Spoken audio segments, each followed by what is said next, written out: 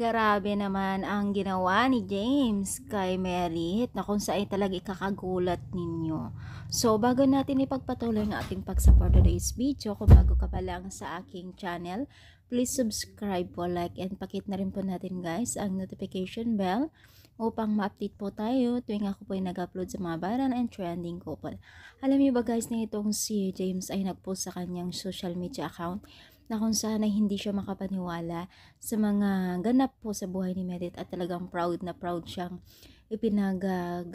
inanunsyo sa social media na itong si Merit ay isang vlogger, influencer, endorses, host. Ikaw na talaga.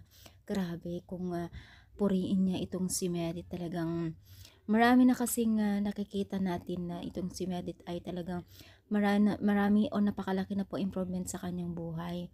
No, kita po natin kung paano sila namuhay nung hindi po siya naging vlogger po, no? At ikukumpara po natin na yan ay talagang sulit, talagang tugma, talagang bonggang-bongga yung kanyang kaganapan sa buhay ngayon. Masasabi talaga natin na isa sa mga nasabi ng ating mga netizens ay napakaswerte niya. Sana nga tuloy-tuloy pa ang kanyang tinatahak na pagkaganda ngayon dahil wala talaga tayong masabi kundi the best siya at siya na talaga ang isa sa mga pinakaswerte na natulungan din po ng Team Kalingap ngayon, no? Na napakilala po sa larangan ng social media at umusbong pa ang kanyang karir nang siya po ay umalis sa Team Kalingap dahil syempre maraming kumupkop din po sa kanya dahil nakilala na po sa larangan ng social media.